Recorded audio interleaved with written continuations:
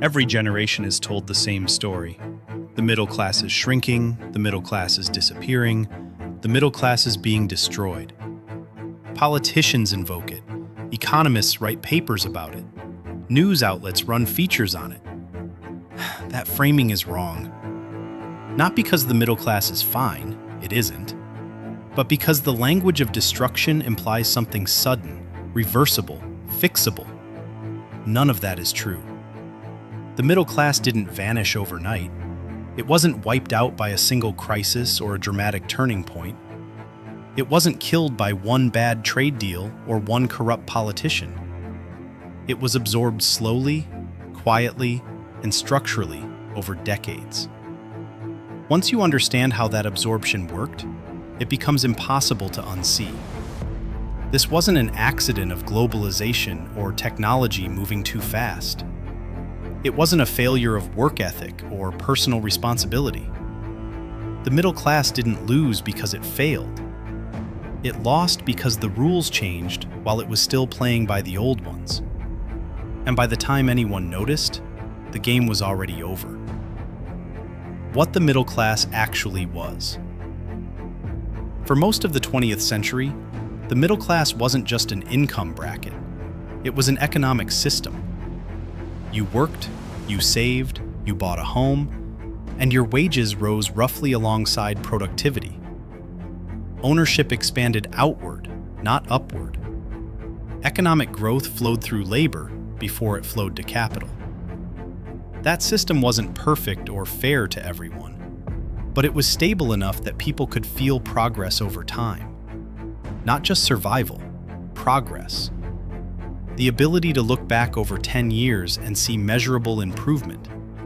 To believe your children would have it better than you did.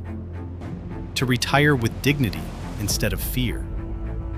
That system depended on one fragile assumption: that labor would remain central to value creation. That if you showed up, worked hard, and stayed disciplined, you would capture a meaningful share of the value you helped create. That assumption quietly died. And when it died, everything built on top of it began to collapse in slow motion. The post-war engine that actually worked. After World War II, the United States built one of the most middle-class-friendly economic structures in modern history. Manufacturing was domestic. Labor had leverage because capital needed bodies in specific places doing specific things. Unions were strong because geography gave them negotiating power. Capital was constrained by borders, regulations, and technological limits. Growth came from producing real things, cars, steel, infrastructure, not from financial engineering. When productivity increased, wages followed. A single income could support a family. A mortgage was achievable. Pensions existed and were funded. Retirement wasn't a luxury. It was a normal expectation for someone who worked their entire life. That was capitalism operating under constraints that forced value to flow through labor before it could accumulate at the top. The quiet shift. Beginning in the late 1970s, the engine changed. Not suddenly, quietly. The economy stopped rewarding production and started rewarding ownership. Factories moved offshore, one decision at a time. Supply chains stretched across continents. Labor became globally replaceable. If workers in Ohio wanted higher wages, production moved to Mexico. If Mexico organized, production moved to China. If China became too expensive, it moved to Vietnam, Bangladesh, wherever labor was cheapest. Finance expanded from a support system into its own profit center. Deregulation accelerated. Capital gained mobility while workers remained fixed. Money could move instantly across borders. People could not.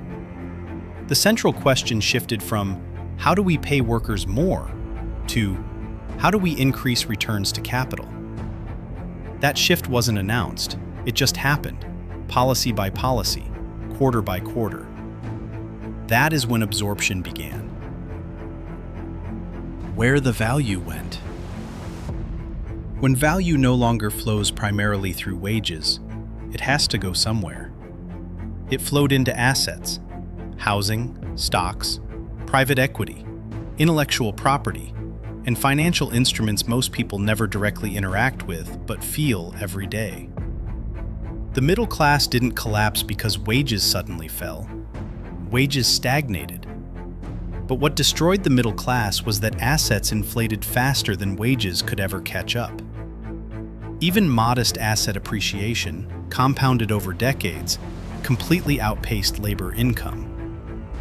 A house that cost 3 times median income in 1970 costs 7 times median income now. A stock portfolio appreciating 7% annually doubled every 10 years. Wages growing 2% after inflation took 35 years to double. Once that gap opened, it never closed. And here's what makes it vicious. People who already owned assets when this shift began didn't need wage growth anymore. Their wealth compounded automatically. They didn't need a raise. They needed their portfolio to go up, their house to appreciate, their rental properties to generate cash flow. The system gave them exactly that. Meanwhile, people dependent on wages found themselves trapped.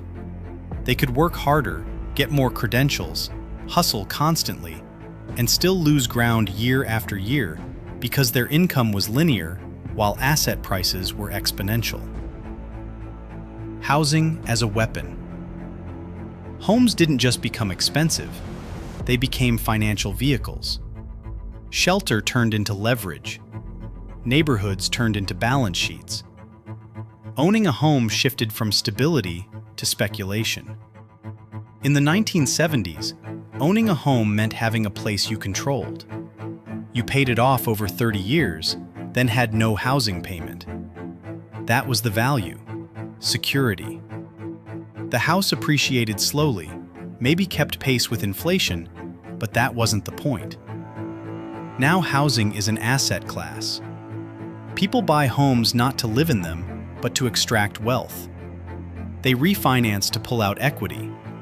They buy second homes to rent out. They speculate on appreciation. Entire neighborhoods are bought by investors who never intend to live there.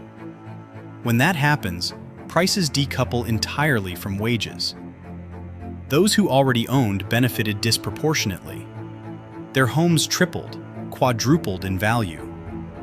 They could borrow against that equity cheaply. They could downsize and retire on the proceeds. They could pass wealth to their children. Those who didn't own were locked out permanently. Not because they weren't working hard enough, but because the math stopped working. You can't save for a down payment when rent takes 50% of your income. You can't compete with cash investors bidding 20% over asking. You can't win against someone using existing home equity as leverage. The system didn't collapse, it bifurcated. It created 2 classes: people who own appreciating assets and people who pay those people rent forever. Education as extraction. Education became a debt-backed credential system that extracts wealth from the young and transfers it upward for decades. In 1980, you could work part-time during summer and pay for a year of state school tuition. By 2000, impossible. By 2020, absurd to even imagine. Tuition increased 8 times faster than wages over 40 years. Not because education got 8 times better, because universities realized they could charge whatever they wanted and students would pay it. The logic was brutal. If you want to compete, you need a degree. If you need a degree, you'll borrow whatever it costs. Once you borrow, the debt is inescapable. You can't discharge it in bankruptcy. It follows you forever, accruing interest, growing even when you make payments. Instead of building security, education front-loaded risk. People borrowed against future earnings that never materialized. They took on debt assuming wages would be high enough to pay it back. But wages stagnated. The debt didn't. By the time you graduated, you were already behind. And the cruelest part, the credential became mandatory but stopped being sufficient. A bachelor's degree became the baseline. Now you need a master's, then experience, then a network, then unpaid internships. The goalposts moved. The debt didn't go away. The system kept extracting, kept requiring more, kept raising the bar while lowering the reward. Healthcare as a tax on existence. Healthcare became a layered extraction system designed to move money from households to institutions at every point of contact. Costs rose faster than wages year after year. Insurance became mandatory but stopped covering things. Deductibles went up. Networks narrowed. Surprise billing became normal. You pay premiums every month whether you use the system or not. Then when you do use it, you pay again. And again. A single emergency room visit costs thousands even with insurance. And you can't opt out. Because if you do, and something happens, you don't just lose money, you lose everything. Your savings, your home, your future. One hospital stay, one diagnosis, and decades of disciplined saving evaporate. So you pay. Every month. For coverage that keeps getting worse. For care that keeps getting more expensive. The money flows upward into hospital systems, insurance companies, pharmaceutical corporations, private equity firms that bought up practices and jacked up prices. This isn't healthcare. It's a tax on existence. A mandatory transfer of wealth from people who work to entities that own the infrastructure of survival. The mechanics of absorption. Each system, housing, education, healthcare, absorbed middle-class income slowly. Not through crashes, but through permanence. Rent instead of ownership. Debt instead of savings. Subscriptions instead of equity. Fees instead of returns. The middle class didn't fall. It was digested. At the same time wages decoupled from productivity, asset ownership concentrated. Those who already owned assets no longer needed wage growth. Rising asset prices, cheap credit, and policy support, bailouts, quantitative easing, favorable tax treatment did the work.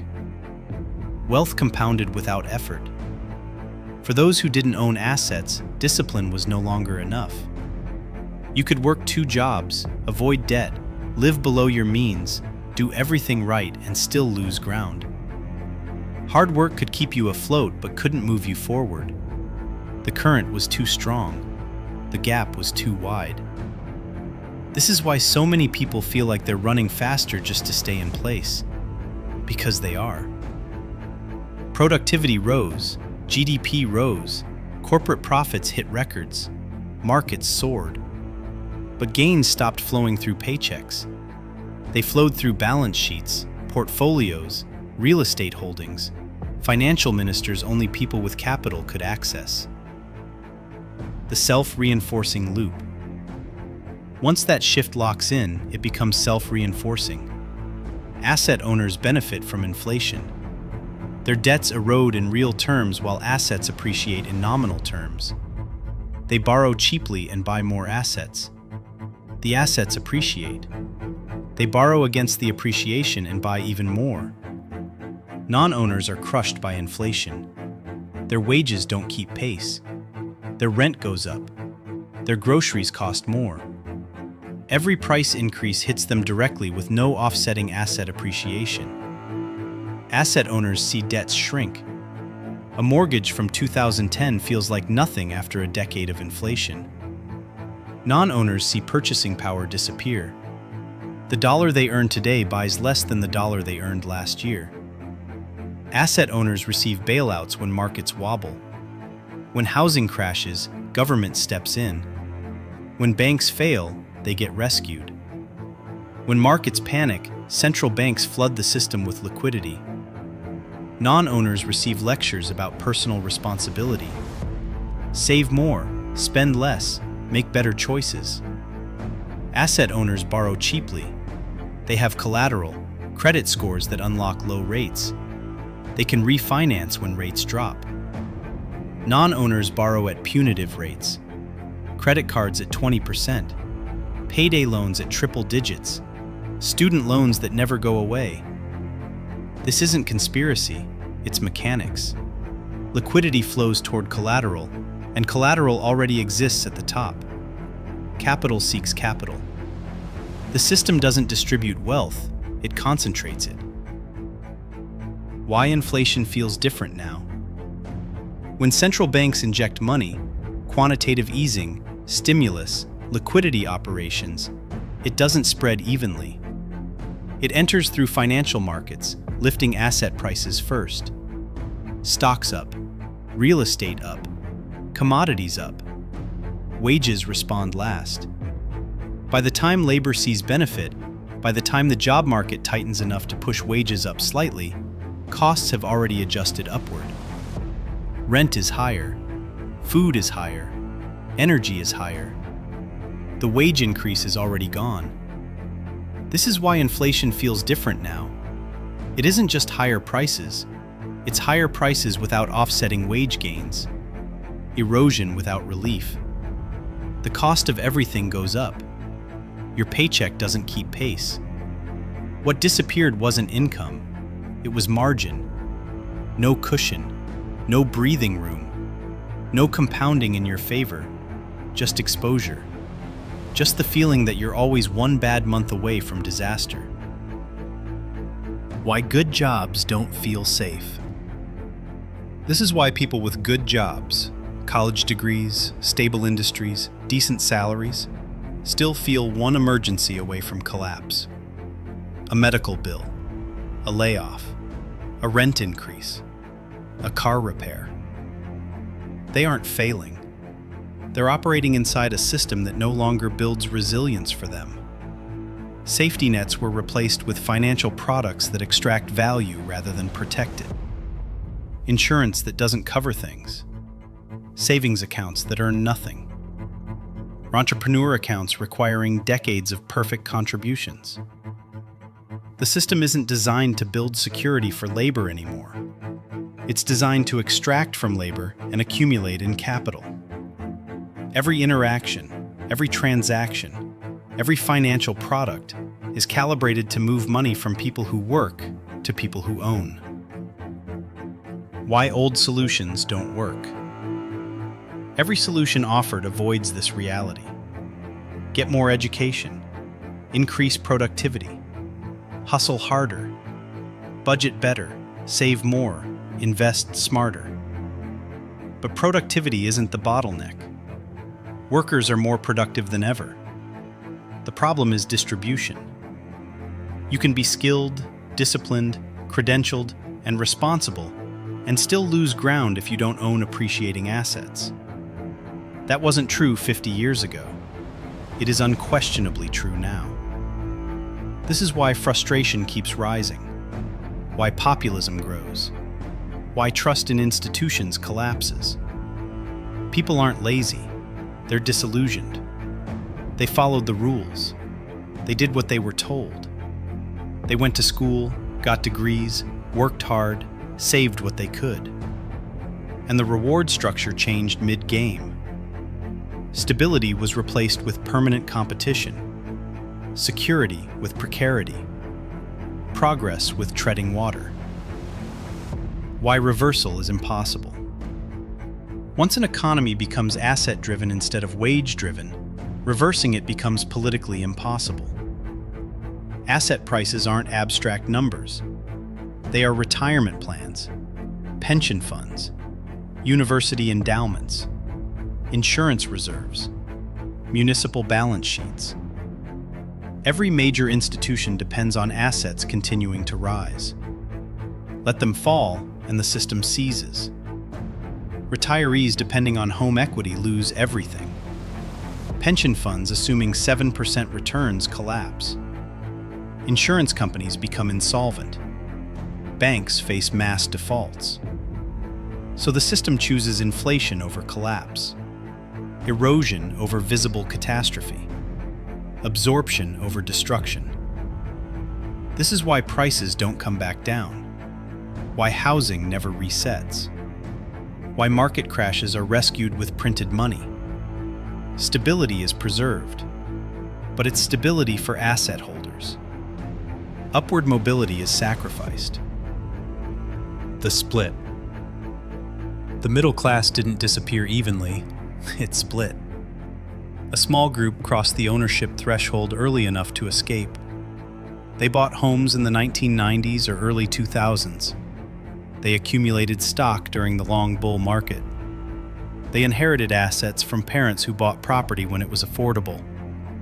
That group is fine, comfortable, stable. Their wealth compounds automatically. They don't worry about rent increases because they own. They don't worry about healthcare bankrupting them because they have savings. A much larger group became permanent renters, not just of housing, of money, of time, of risk, of the future itself. They rent capital through credit cards. They rent stability through insurance that doesn't actually insure. They rent access through subscription models and gated platforms. Two economies exist side by side. One compounds automatically. One bleeds slowly. The dividing line is not effort, not intelligence, not work ethic. It's position, timing. Whether you owned assets when the great inflation began, or whether you were born too late and locked out forever. Why fairness doesn't matter. This is why conversations about fairness go nowhere. The system isn't calibrated around fairness. It's calibrated around stability at the top. As long as asset prices hold, the system functions. What happens below that line is treated as noise. The system can't admit that hard work isn't enough anymore because the entire mythology depends on that lie. If people understood the game is rigged, that effort doesn't matter as much as position, legitimacy collapses. So the lie persists. And people keep blaming themselves for losing a game they were never allowed to win. What this means. This isn't meant to scare you. It's clarity. Once you understand that the middle class wasn't destroyed but absorbed, you stop waiting for a return to normal. There is no rewind, no restoration of the old bargain. That world depended on conditions that no longer exist and will not return. There is only adaptation. Understanding the system isn't broken, that it's operating exactly as designed, is the difference between being confused and being prepared, between feeling like a failure and recognizing the game. The rules changed. You didn't get a vote, but you can stop playing by rules that no longer apply. You can stop believing discipline and hard work alone will be enough. You can stop expecting the system to reward you the way it rewarded your parents. You can start understanding what actually drives wealth now. Not wages, assets. Not effort, position. Not credentials, ownership.